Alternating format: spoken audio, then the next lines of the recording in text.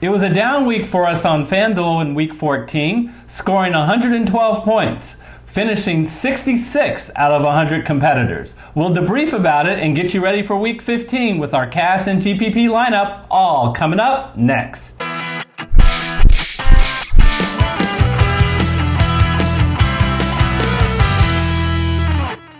Hello everyone, I'm Eric Lee.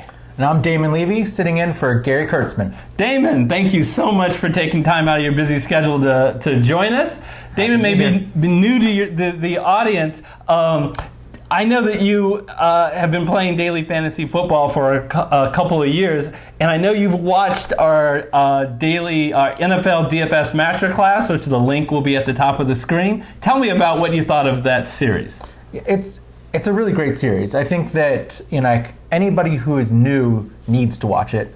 Okay, so you can stay on the show since you said it was a good. Yeah. No, but why did you think it was good? So I think that there's a couple things that are really great about it. I think that the lessons that it teaches you about choosing players helps you to find good plays. Mm-hmm. And gives you your own way of choosing the right things. And I think there's a couple of nuggets in there that people don't talk about enough. We give you the fish on this show, but we give you the tools to how to fish in that series, 100% free on YouTube. Maybe we should go back to school on how to fish because FanDuel, we got swallowed up. Yeah, you guys had some good picks. I liked the Watson pick was good. 30 points. Yeah. We got definitely helped by garbage, but time. But you know what? Deshaun Watson is such a talented quarterback that you have plenty of quarterbacks that in garbage time can't bring it back, and he brought it back with his arm and his legs. Yeah, and then Derrick Henry, he was expensive, but still scored 23 points. Yeah, and if he wasn't having a nagging injury and they didn't get up, he would have played more in the fourth quarter. But unfortunately, they got up and they pulled him. But he still was good when he was in. And when he's in the right matchup, especially at home and favored, there aren't many running backs that are better than Derrick Henry, maybe with the exception of some Christian guy. Yeah. There's this little C-Mac love. But I think that it's really interesting. Derrick Henry has been somebody that has been pretty good all season long, but he just keeps rolling up the touchdowns and the yards, and he's kind of become a must-play. Yeah, well, they're challenging us because they keep upping his price. Well, yeah. But, yeah, we'll talk about that. Yeah, right? But on the other side, let's be honest, we had some players that were real disappointments. Some I'm going to blame on myself, and some I'm going to blame on the player. I guess I'm going to blame myself on Leonard Fournette. Leonard Fournette only got 8 points. I just really love Leonard Fournette. The game script got away from him. They lost 45-10. Were they favorites? It was the spread was close, but I can't recall if they were favorites. But it was like within 3 points but they lost by 35. It wasn't a bad play. But it's a tough beat. Yeah, I do think a bad play was Kyle Rudolph in retrospect. I know why we did it. He was at home. He was playing a bad Detroit defense. Thielen was out, and they had a decent implied total. Cook was hobbled. But here's the bottom line. Devontae Parker really hurt me by going out, and other players went out this week, so I don't want to whine, but getting not only getting hurt, but getting hurt early in the second quarter is but it wasn't a bad play, and I think that's important for the listeners because it was a good play, and if you look at the guys who came in for him, they smashed. And so it's like that's even more. I know. But the one thing that I wanted to do was sincerely thank all of our viewers for all of the quality suggestions and questions they have. It was amazing how many comments we got, and I just want to say thank you for your participation. Thank you, gentlemen. Someday I will repay you. Unless, of course, I can't find you or if I forget. Okay, I will repay 2 of you right now. I guess go ahead, let's open up the mailbag. Mail call. Gather around, everyone. Well, let's see what's in the mail. What's this? A letter for me. So first we got Lucas. Lucas's comments was really great. So his idea was do a survivor pool where every contestant puts in a little bit of money, makes the prize pool bigger, and makes the contest more competitive and exciting. And then there could also be a free contest on the side. Right, for people who don't want to put money in. Exactly. And then Brad Fowler, his suggestion was keep doing what you're doing with DK and FanDuel Cash and GPP lineups analysis, all that stuff. He loves it. Yep. But start a Patreon so that they can support, so that the listeners can support you. And he also thinks a weekly FanDuel or DK listener league would be cool too, which I got to say, I agree. I was, that was something that I would love to do and would definitely participate in. Okay, but even though you agree, you're not in the contest because of this. but what I'm saying is I pay. Okay. Damon, I agree with all three of you guys so much because the whole reason we do this is have more connectivity with you guys, the viewers. So we want to listen to your comments, and I love that by putting these two together. I think we're gonna really think about it over the off season and test it and figure out what the right thing is. But something, whether it's through Patreon or something else, where people who want to support the show can support the show, and as our give back to you, we can have contests which will, not counting the Patreon piece, will be free to you, where you can win real money, and also ability to have more connectivity with us. So let us work on that. But Lucas and Brad, you are in the FanDuel Week 15 contest. You will get an invite from FanDuel to that contest. Make sure you get your picks in, put a lineup in before game time on Sunday. Remember, I think there's only 20 people in the FanDuel League. Whoever finishes first wins $40. And who was the winner last week, Eric? Well, the last week was the same as the week before. Congratulations to Grover Zero. He's a ringer out there. Well played, Grover.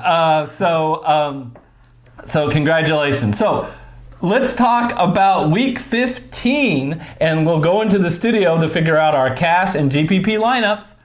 All right, before we get into our lineup for Week 15, the cash lineup, just want to remind everybody to, especially this week with all the injuries. Yeah, I mean, there's a lot of them. It's so important that you check our website, fantasyfootballconsultants.net, for our final lineup. Look on Saturday and even on Sunday morning before kickoff to make sure that you know what our final best play is, given on the latest news and information. And where do you go on the website? Okay, well, you should know by now. But hey, maybe we have a new viewer this week. When you go to fantasyfootballconsultants.net, you'll see 3 squares. One of the squares in the middle of the screen will be daily fantasy football lineups. And click on that, and you can scroll straight to our DraftKings and FanDuel lineup up to the minute. And if there's any change from the lineup that we put in this video, we will explain why we're making the change. Yeah, and I have to admit, I sometimes have to reteach myself that. Oh, okay. Well, all right, then I won't give them a hard time if our co-host has problems. So let's get into a lineup, and we're going to start at running back. And the conversation always starts with Christian McCaffrey. He's the stud. We talked about this. I just think maybe value will open up, but currently, given his $10,400 price, it did go down from $11,000. Yeah. But on FanDuel, because it's a half PPR, he's not quite as valuable if he's a big underdog. Yeah, I mean, he's you're a little bit more reliant on touchdowns, which there might not be as many of, and you're also you also have to find the value, and I'm not sure if we're going to find it this week. Yeah. So let's get into it. The guy that we like, believe it or not, I really like him because on the Seattle Seahawks at only $7,400 is Chris Carson. I tell you, I don't get no respect at all. What's up with that, Damon? $7,400? Scroll down, Eric. Yeah, it's going to take a while. Talk for a long time. So I think Chris Carson's in a pretty good spot this week, right? Yeah. I mean, he's got... he's playing against Carolina, who is terrible. Well, there it is, 29th ranked. Terrible against the run, and if you hadn't noticed over the past month or so, like the carries have been kind of slipping away to Rashad Penny, right? Ouch! It's true. I mean, he's been losing those carries, and then what happened to Rashad Penny? Well, he something near and dear to my heart. I did it once. He tore his ACL, I believe. So he's out for a year, probably. Certainly for the rest of this year. Yep. And the backfield is all his own. Don't talk to me about CJ Prosite. CJ Prosite is going to be a situation, third down back, coming in certain situations. But Chris Carson can absolutely be a bell cow. And as you already said, look, he has everything that you like. They're one of the highest implied totals of the week, 27.25. They're favored. They're not on the road, but they're favored by 6 points, which is so important for Chris Carson to be ahead. And even if he fumbles, there's nobody who's going to take his carries. Yeah, well, stop! Don't mention that word, fumble, with Chris Carson. That's bad mojo. But take a look at his game log. You notice there's no green in here? Yeah. There's no green. He still has performed without facing a cupcake matchup, and he finally gets a cupcake matchup against Carolina.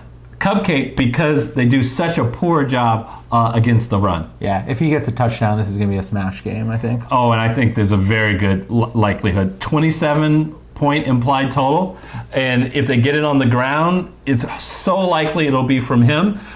So I feel pretty good about that. Yep. We will go Chris Carson. We're going to give this other guy another opportunity, right? Yeah. I was thinking of saying... You have failed me for the last time. No. We're going to give him another chance. Jacksonville's going back to him. Yeah. Jacksonville's going to give him another chance. Big Leonard Fournette. Once again, he's facing an Oakland Raider team that does not have a good defense, period. Yeah. They're really bad against the pass, but they're not really good at all. And Leonard Fournette can hurt you both on the ground and in the air. Yeah, I mean, he gets, he's bell cow. He's the perfect bell cow, and he's got a pretty good matchup this week. And I think that he's just gonna, he's a great play. If he was on home, that would be the only thing that would make him a better play. Right. Well, last week was a bad week where he only had 18 touches, but before that, he had averaged for the entire year 24 touches. That's an incredible involvement. And wasn't it just a couple of weeks ago we were talking about the Oakland Raiders making the playoffs? Playoffs? Don't talk about playoffs. This team, Playoffs? yes, as Morris said, this team is no playoff team. No. And I think that they've almost quit on the season. Which is a good trait of the Raiders. Yeah, I can tell. Unlike Michael Wiley and John Smith, you are not a Raider fan. They're in the backyard, Okay. But that doesn't make them somebody I need to follow. All right, so I really like the two running backs that we have paired.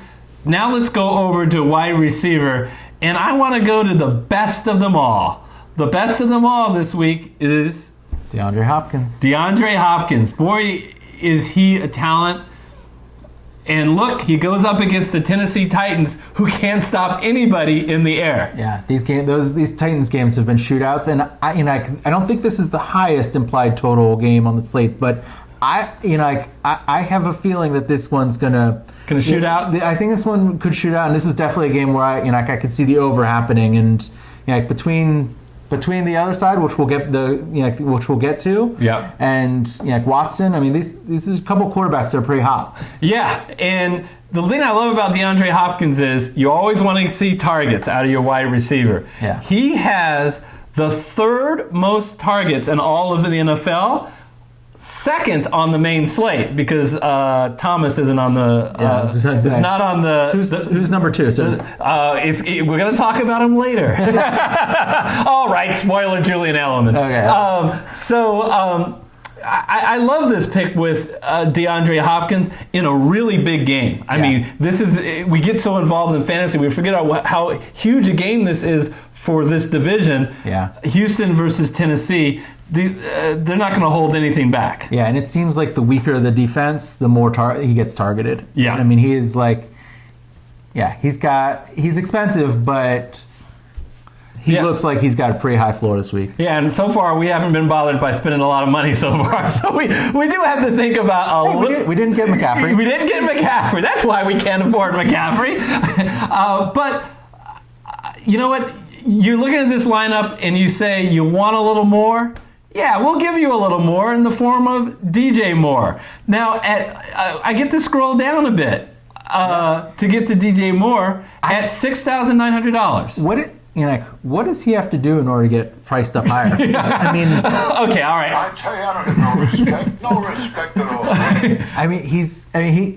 His target share went down, but it was a game that I still think he led the team in targets. Yeah, and I just talked about DeAndre Hopkins having the third most targets for the season.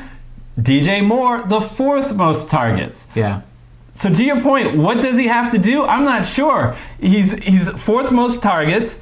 He's got a dream matchup against the Seattle Seahawks. As much as I hate to admit the Seattle Seahawks, as a Seahawks fan, they do not put pressure on the quarterback. Their defensive line has trouble with that. And we've seen Kyle Allen, when he's pressured, he sucks. Yeah. But when he has time to throw, and DJ Moore, who runs longer routes, it becomes even more important for Kyle Allen to have some time. And I think he'll have it this week. Yeah. And the implied total on this game is pretty good.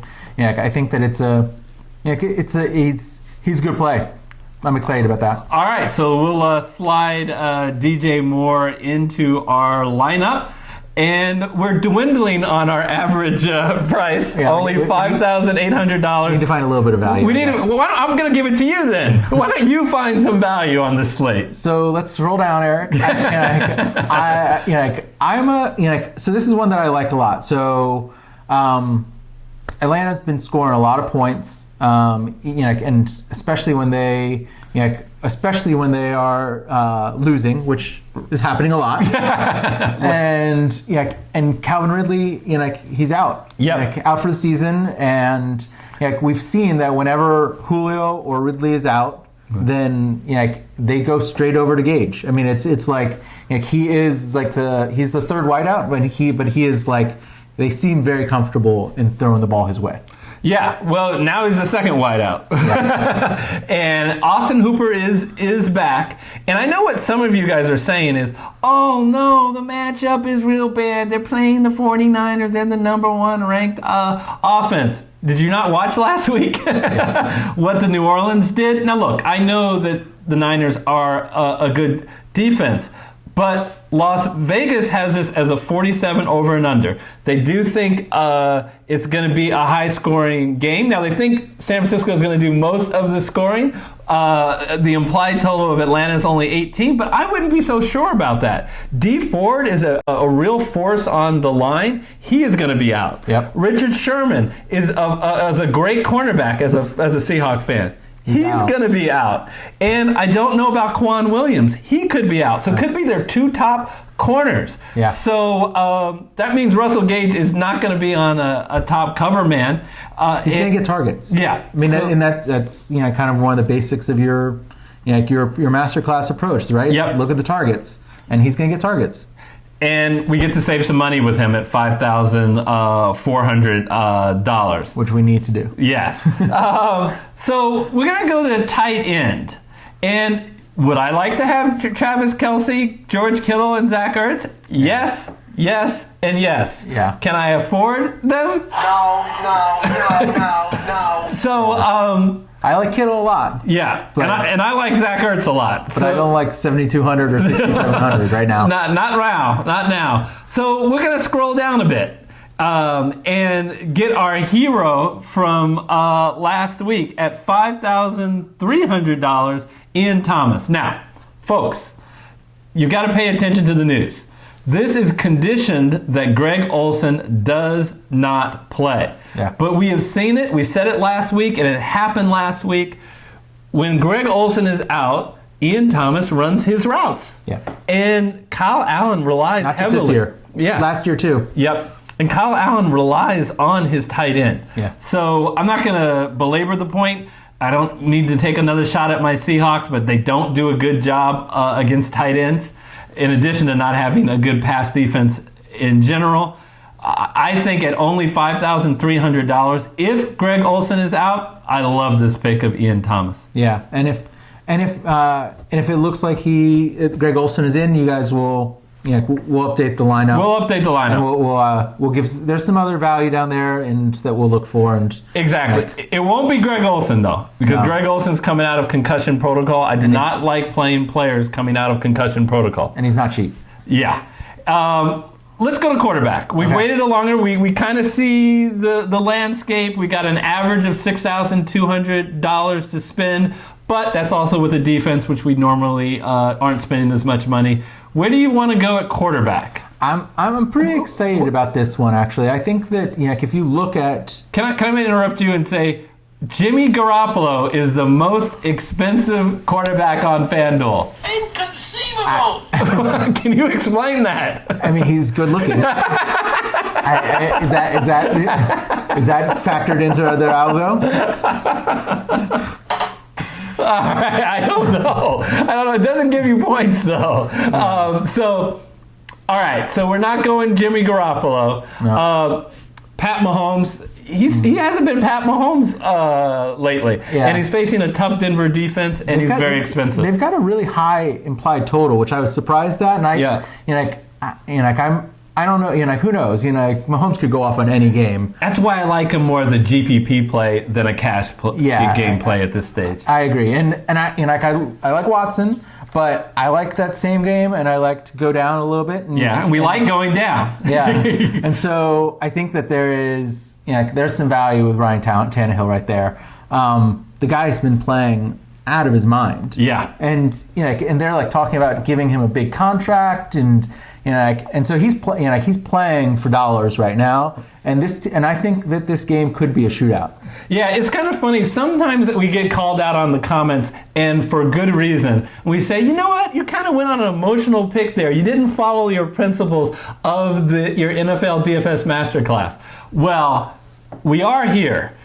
Ryan Tannehill is a must start based on all our principles of the NFL DFS Master Class. He ticks all of the boxes. He's at home. He's favored. He has an implied total of 26 points. He plays against a terrible pass defense, and most importantly, we don't talk about it much on this show. We should. It's not about volume, it's about efficiency. Look at his completion percentage since he has taken over. Look at his TD percentage based on the number of throws. Yeah. You have those type of percentages with a favorable matchup in a favorable environment. That's a recipe for success. Yeah, and and the other nice thing, you and I didn't talk about this, but the other nice thing about the Titans is they've got a great running back, and so you can't key on the running game. Yeah. And so he gets a lot of opportunity. Yeah, and he executes the play action pass so well, where the defense starts selling out on big Derrick Henry, and then he hits A.J. Brown for a deep pass. Yeah.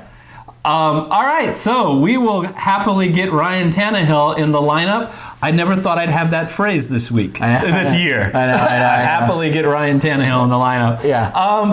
At flex, we hinted at him, and we have the money to spend, so I am going to spend it.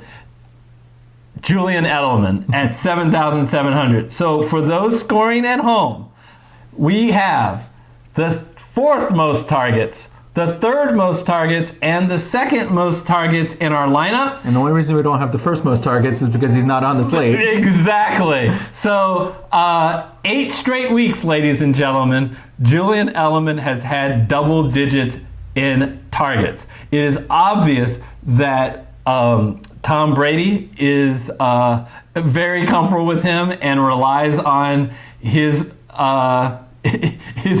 bailing him out. Yeah, so we debated this one. Yeah, I think it's a good play. Because of all of the it goes back to like the basics. Yeah. But there is a chance that this game script gets out of control. Yeah. And so if people don't love this pick, there's some there are other wide receivers you can go after. Right. You could go down. You could go look at running back. You could look at Gurley. He's expensive, but he is being treated like a bell cow. I mean, there's guys like Devontae Adams, which if you really for some reason you really love, it's not the greatest matchup, but he's getting a lot. You can look at Diggs. There's plays, but this is great matchup. And he gets the targets. Yeah, and again, if to play devil's advocate on Julian Edelman, admittedly, Cincinnati is a lot worse against the run. They're the worst team in football against the run versus the pass. But you know what? The Patriots have struggled running the ball this year. Yeah. And I think they will definitely be throwing the ball. And I have more confidence in Cincinnati than you do. If Ryan Finley was playing in this game, I would probably be really afraid of a blowout real early. Yeah. But, unfortunately, Auden Tate is out, but John Ross is back, Andy Dalton is back, and, of course, they still have Tyler Boyd and Mixon. Yeah. As a reformed Bengals fan, I tend to not be able to, I vacillate pretty hard on these guys. But I think that the thing with the Bengals is, so the reason I think that they've been their pass defense has been a little better is because they've been starting to get a little more pressure. Right. And number one, the Patriots are pretty good at, they've got a pretty good O-line. Yeah. And number two, if they have to get the ball, if Brady's got to get the ball out quick, where's he going? Yeah. He's going to Edelman. Yes. So I like the play. I just, I feel like we had to talk about the fact that this game could be 30-0 after the first half, and Edelman only has 3 TDs, so that's good.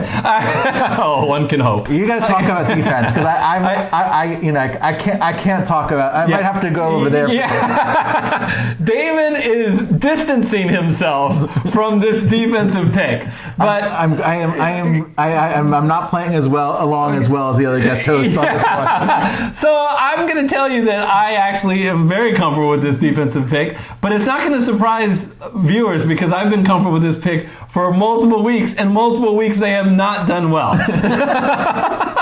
But I am it won't a stop stickler. now. I'm going to be right one of these weeks. First of all, I'm excited. It's not Arizona. It's the Carolina Panthers. All right, here's the deal. Here's my sell. Here's my hard sell. Carolina Panthers are numero uno. Second. They dropped the second. They're second in sacks. I wonder why. That's not bad. Second in sacks. They are third in interceptions because they put pressure on the quarterback. Now, the Seattle Seahawks offensive line is awful. They have a very mobile quarterback, but he has been sacked more than an average amount of times. I think they're... I believe when I looked, there's 9th most that they have been 23rd. They're 23rd in least. So 22 other teams have been sacked less than they have been. Okay. If that makes sense. So there we go. They give up sacks. Yes. A fair criticism is the Seahawks have one of the highest implied totals this week of 27. But defenses usually don't get a lot of points from their implied total, or not the points given up. Yeah. They get points from sacks, interceptions, and hopefully if they can return one for a touchdown, a fumble, or interception. So you are calling a Russell Wilson interception? No. Well, after they're up 30 to 7, and they take Russell Wilson out and they bring in the backup. That's my hope. I want to talk, let's have a little discussion of who's not in our lineup. Yeah. And guys that we think that you need to watch the news for. Yeah. And where we may be pivoting and changing the lineup. Yeah. We talked about a bunch of different games where there's some, there's either injuries or game script that we really like. Yeah, so I want to start in Tampa Bay. So first of all, it starts with the darn quarterback, Jameis Winston. Hopefully his thumb is okay. Yeah. And assuming his thumb is okay, Tampa Bay is going to throw the ball, and they're going to get production out of their passing game. But it's not coming from Mike Evans. Mike Evans is out for the rest of the year, and it's unclear. It's not good for my fantasy. Oh, sorry about that. I know. Playoffs. Condolences.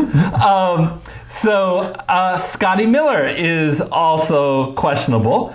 But if he does play, I expect him to get a good amount of production, and he's $4,700. If he's out, it goes down to Justin Watson at $4,500. Yeah. So I want to know whether Scotty Miller is going to play. If he does, it's a good opportunity to get him in. If he's not, I would look to Justin Watson. Yeah, I like Justin Watson. I think Scotty Miller is going to be out, and I also think that Justin Watson, he got a lot of targets last week. Yes. And I think he got 9 targets or something like that. And so Scotty Miller didn't play though.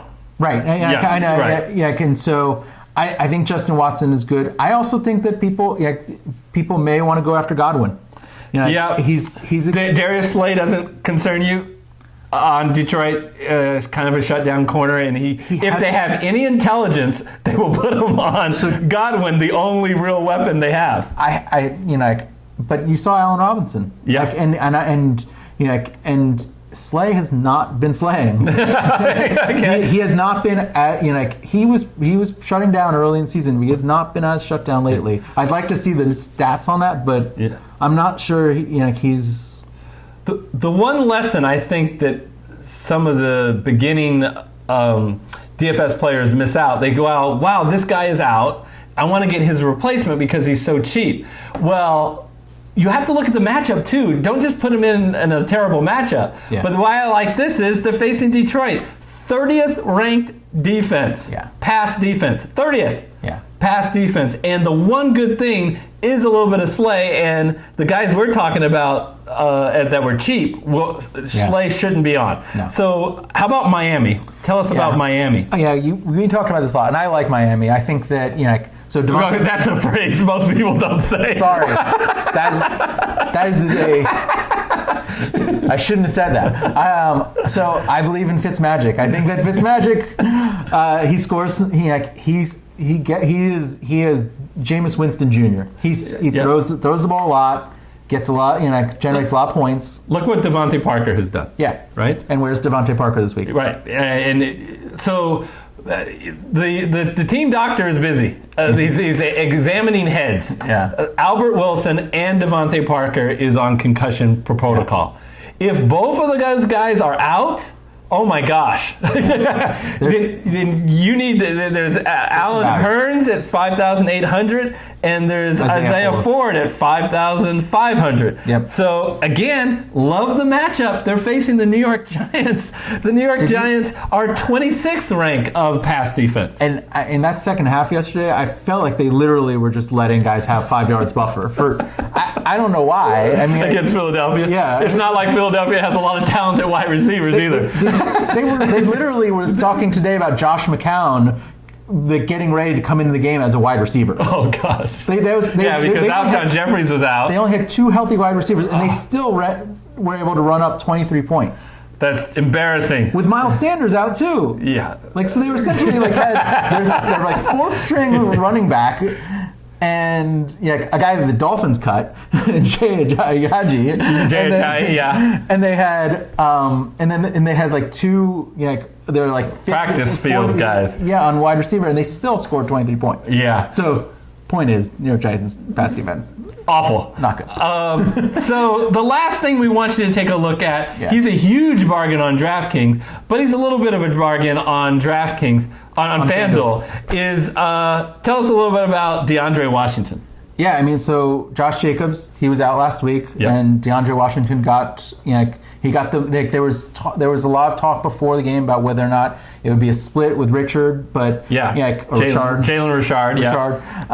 But Washington got the carries, and 20 touches he got, and he got the goal line carry for a touchdown. And what was most impressive is he ate into what should be Jalen Richard's territory, and he got, I think, 6 receptions. Which is, this is all set up, like you said, with Josh Jacobs. And again, it's not just a replacement in any matchup. They face the Jacksonville Jaguars, 30th against rank rush defense. So a great opportunity. So we spent a lot of time on this, but let's debrief real quickly on our cash lineup.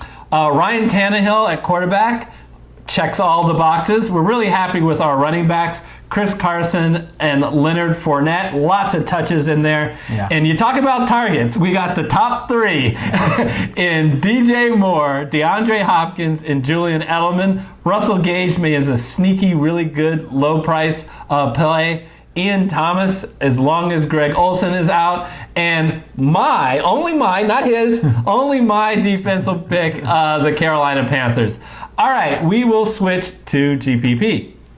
All right, Damon, this is our GPP lineup. It starts always with a stack. Yep. And we said before, we think it's a shootout. The lines makers have it a high score and a small spread, so we think it's back and forth. We love Deshaun Watson with DeAndre Hopkins. So that's even better if Fuller misses, but even if Fuller plays, we love that as a stack. And then going back, we talked about the play action pass that Tannehill can do, and one of his favorite targets for that is A.J. Brown. He can really hit you with a deep play, which is exactly what you want in GPP. Yeah, he's boom or bust, but That's what we want in GPP.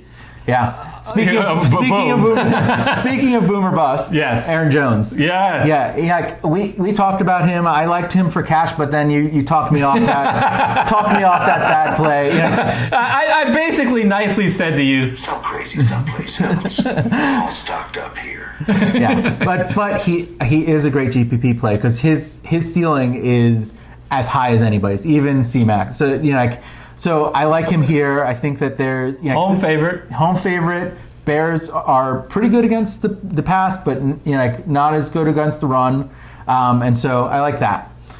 Kenyon Drake. Since he's come over to Arizona, he has gotten a lot of touches. There's definitely some risk. It looked like David Johnson might get back into taking some of those carries, but he's playing against Cleveland. Again, good matchup, and it's going to be a close game. And I think that and he's not that expensive. Okay. You want to make a comment on Isaiah Ford? Yeah. So Isaiah Ford, it depends on whether or not those top 2 guys are out. But if so, then this is a place with some value. And then at tight end, we talked about, we really like to get Kittle into the lineup, but he was too expensive for cash. But we've got some value in here, and so we were going to take if this game looks like it's going to, I think San Francisco got the highest implied total on the slate, and if San Francisco is going to score points, Kittle's going to be involved. Was there a bigger play this year than what Kittle did in dragging down to set up the game-winning field goal? That was beast mode, right? That was pretty impressive. Yeah, and the last player on this GPP lineup is our defense. Yeah, I think that if you look at what's been going on with Blau from the Lions, it seems like he was able to come in in that first week, and they didn't really know what to do with him, but the defenses seem to be figuring him out, and I think that even though Tampa Bay is not the best defense out there, I think they do have the potential to score some points here with sacks and interceptions. Yeah, they're not terrible in sacks, 2.6 a game, and you put some pressure on Blow, he can make some mistakes. Yeah. So our GPP lineup is Deshaun Watson, Aaron Jones, and Kenyon Drake at the running back. Hopkins, Tate, Brown, and Ford are the wide receivers. George Kittle is the tight end, and the Tampa Bay Buccaneers. So I want to thank all of you guys so much for all of your support for the show. We thank you for liking all the videos. That's the best way to support the show. And if you haven't yet, please go ahead and hit the red subscriber button. And if you haven't yet, I'll put it up on the screen, our NFL DFS Master Class, all 9 classes, free on YouTube, talks about a lot of the issues that Damon and I discussed in this video. It's not too late. Not too late. The class is still in session, and until we preview next week, week 16, we'll see you then.